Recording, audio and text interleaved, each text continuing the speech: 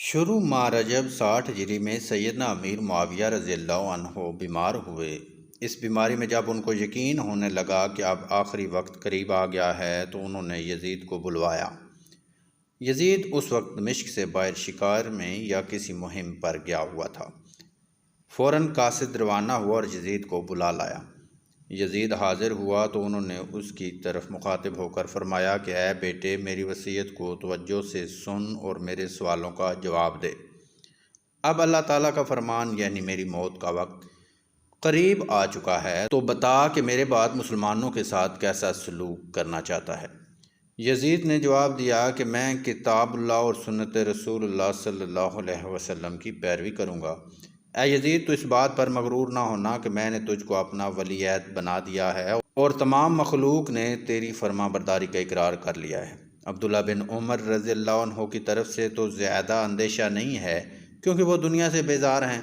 حسین بن علی رضی اللہ عنہ کو اہل عراق ضرور تیرے مقابلہ کے لیے میدان میں نکالیں گے، تو اگر ان پر فتح پائے تو ان کو قتل ہرگز نہ کرنا، اور قرابت و رشتہ داری کا پاس و لحاظ رکھنا، مکہ اور مدینہ کے رہنے والوں پر ہمیشہ احسان کرنا، اور اہل عراق اگر ہر روز عامل کے تبدیل کرنے کی فرمائش کریں تو ہر روز عامل کو ان کی خوشی کے لیے تبدیل کرتے رہنا۔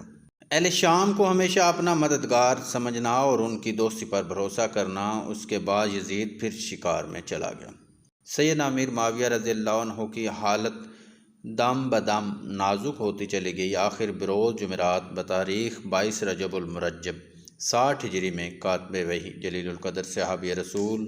صلی اللہ علیہ وسلم فاتح شام و قبرص اور 19 سال تک 64 لاکھ مربع میل پر حکمرانی کرنے والے حضرت امیر معاویہ رضی اللہ عنہ 78 سال کی عمر میں وفات پا گئے۔ ان کے پاس رسول اللہ صلی اللہ علیہ وسلم کے بال اور ناخن تھے۔ انتقال کے وقت انہوں نے وصیت کی کہ یہ بال اور ناخن میرے منہ اور آنکھوں میں رکھ دینا۔ حضرت دہاق بن قیس رضی اللہ عنہ نے آپ کی نماز جنازہ پڑھائی اور دمشق کے باب الصغیر میں دفن کیے گئے۔ ضمناً یہ بات کرتا چلوں کہ صحابہ کرام رضی اللہ عنہم میں سے ہر ایک صحابی یقیناً نجم ہدایت ہے، اور اس بزرگ و برتر پاک جماعت پر صحبت نبوی صلی اللہ علیہ وسلم کا بلا شک و شبہ وہی اثر ہوا ہے جو ہونا چاہیے تھا۔ ہماری کوتاہ فہمی اور تنگ نظری ہے کہ ہمارے قلوب اس قسم کے شکوک و شبہات کا مقام و مسکن بن جاتے ہیں۔ سنو اور غور سے سنو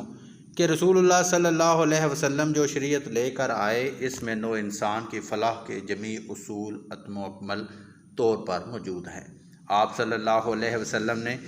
اس کامل و مکمل شریعت کی تعلیم و تبلیغ کا فرض پورے طور پر انجام دیا۔ اس شریعت کے بعد اب قیامت تک کوئی دوسری شریعت نازل نہیں ہونے والی، جبکہ اس شریعت کا دامن قیامت کے دامن سے ملا ہوا ہے، اور نوع انسان کو اپنی سعادت اور صلاح و فلاح تک پہنچنے کے لیے اسی شریعت کی احتیاج ہے۔ تو اس جیسی عظیم و شان اور کامل شریعت کو دوسری شریعت کی مانند بگڑنے اور خراب ہونے سے بچانے کے لیے کوئی ایسا ہی عظیم و شان سامان اور بندوبست بھی ہونا ضروری تھا۔ چنانچہ نوع انسان کی تسکین خاطر اور اطمینان قلب کے لیے خدا تعالیٰ نے خود ارشاد فرمایا ہے، اعوذ باللہ من الشیطان الرجیم، انا نحن نزلنا الذکر وانا لہ لحافظون۔ بے شک ہم ہی نے اس قرآن کو اتارا اور ہم ہی اس کی حفاظت کرنے والے ہیں۔ پس معلوم ہوا کہ اس شریعت کی حفاظت کے سامان خدا تعالیٰ خود ہی حسب ضرورت پیدا کرتا رہے گا، اور اس 1450 سال کے عرصہ میں ہم نے دیکھ لیا ہے کہ خدا تعالیٰ نے شریعت حقہ کی حفاظت کے سامان خود ہی پیدا کیے ہیں۔ جس طرح ہم نے رحم مادر میں اپنی حفاظت کے سامان خود تجویز اور فراہم نہیں کیے تھے، جس طرح اپنے کھیتوں کو سرسبز رکھنے کے لیے سمندر سے بخارات اٹھانے، بادل بنانے، ہوائیں چلانے اور بارش برسانے کا مشورہ ہم نے خدا تعالیٰ کو نہیں دیا تھا، اس طرح ہمارا کیا حق ہے کہ ہم شریعت اسلام کی حفاظت کے سامان اور طریقے خود تجویز کریں اور خدا تعالیٰ کو مجبور کرنے کی جرأت کریں کہ وہ فلاں طریقہ استعمال کریں اور فلاں سامان کو کام میں نہ لائیں۔ معاذ اللہ، ہمارا تو جی چاہتا ہوگا کہ آسمان سے پکی پکائی روٹیاں برس جایا کریں اور سالن کی پکی پکائی دیگچیاں زمین سے خود بخود ابل پڑا کریں، لیکن خدا تعالیٰ ہماری اس خواہش کا پابند و ماتحت نہیں بن سکتا۔ اس نے تمازتے آفتاب سے سمندروں کے پانی کو بھاپ بنایا، کرہ ہوائی کی بلندیوں نے بادلوں کو اپنے کاندھوں پر اٹھایا، ہواؤں نے چل کر ان بادلوں کو ایک جگہ سے دوسری جگہ پہنچایا۔ طبقات ہوا کی حرارت و برودت نے تغیرات پیدا کر کے بادلوں کو برسایا، کاشتکاروں نے زمین کو اپنے بیلوں اور زرعی آلات کے ذریعے نرم کیا، بیج بکھیرا، بادلوں سے بارش ہوئی، درخت اگے، ان کی حفاظت کی گئی، پک جانے کے بعد کھیتی کاٹی گئی، غلہ اور بھس الگ کیا گیا، غلہ کو چکی میں پیس کر آٹا تیار ہوا، پھر اس کو گوندا گیا، پھر خاص صنعت کے ذریعہ روٹی پک کر تیار ہوئی۔ غور کرو اور سوچو کہ خدائے تعالیٰ نے ایک روٹی کے مہیا کرنے میں کاموں کا کس قدر طویل و پیچیدہ سلسلہ پسند فرمایا ہے، مگر یہ ہماری حماقت اور کج فہمی ہوگی اگر ہم اللہ تعالیٰ کو ملزم ٹھہرائیں اور اپنے مجوزہ اختصار کو ترجیح دیں۔ استغفر اللہ۔ اللہ تعالیٰ کے کاموں کو طوالت پسندی سے مہتمم کرنا حقیقتاً ہماری نابینائی و بے بصیرتی ہے، کیونکہ وہ لاتعداد حکمتیں جو اس سلسلہ کار اور پیچیدہ راہ عمل میں مضمر ہیں ہماری چشم کوتاہ و فہم ناتمام سے اوجل ہیں۔ اس تمہید کو ذہن میں رکھ کر سوچو گے تو یقیناً تسلیم کر لو گے کہ صحابہ کرام کے مشاجرات در حقیقت اللہ تعالیٰ کی طرف سے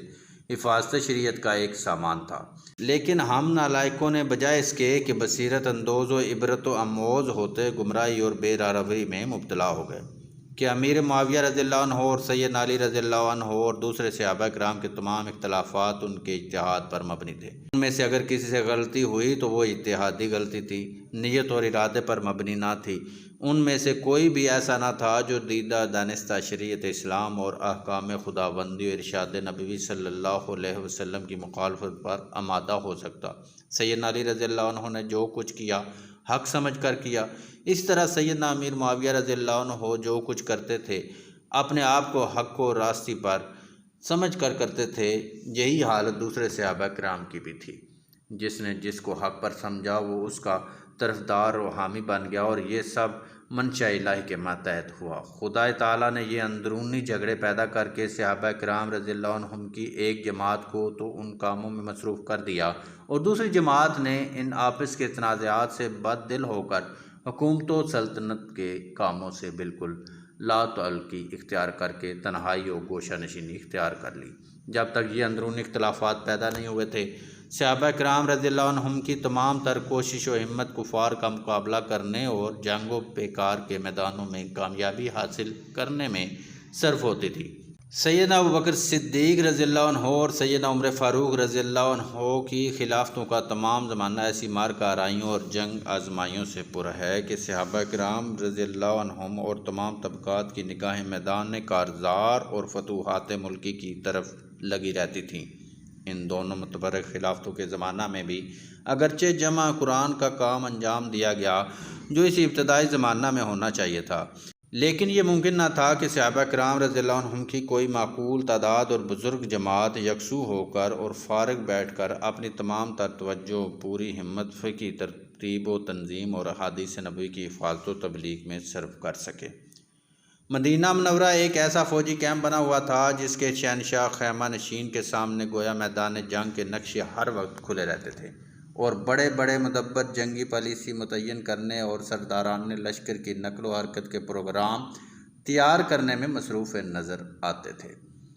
جوں جوں فتوحات کا دائرہ وسیع ہوتا جاتا تھا، یہ جنگی مصروفیت بڑھتی جاتی تھی، اور وہ لوگ جو ایک استاد کی حیثیت سے درس سے شریعت دیتے اور نکات حکمت سمجھاتے، تلواروں کے گھاٹ اور تیروں کی انی درست کرنے میں مصروف اور نیزوں کی انی کے مقابلے میں اپنے سینوں کو سپر بنانے میں زیادہ مشغول ہوتے جاتے تھے۔ اس جنگی مظاہرہ کی بھی اس زمانہ کی دنیا میں اسلام کو قائم رکھنے اور مسلمانوں کو بے خوف بنانے کے لیے بے حد ضرورت تھی، اور خلافت عثمانی تک وہ مطلوبہ حالت پیدا ہو گئی، اور اسلام تمام دنیا میں ایک غالب مذہب اور زبردست طاقت تسلیم کر لیا گیا، اور اب ضرورت اس امر کی تھی کہ اسلام کا مکمل نظام اور شریعت کے تمام پہلو محفوظ و مامون ہو جائیں، اور صحابہ کرام رضی اللہ عنہم کی ایک محترم جماعت کو موقع و فراغت میسر ہو کہ وہ اپنے بعد آنے والی نسلوں کے لیے تابعین کی ایک ایسی جماعت تیار کر سکیں جو ان کے بعد اوروں کو تعلیم دے سکے، اور یہ سلسلہ آئندہ جاری رہ کر اسلام کی حفاظت کا موجب بنے گا۔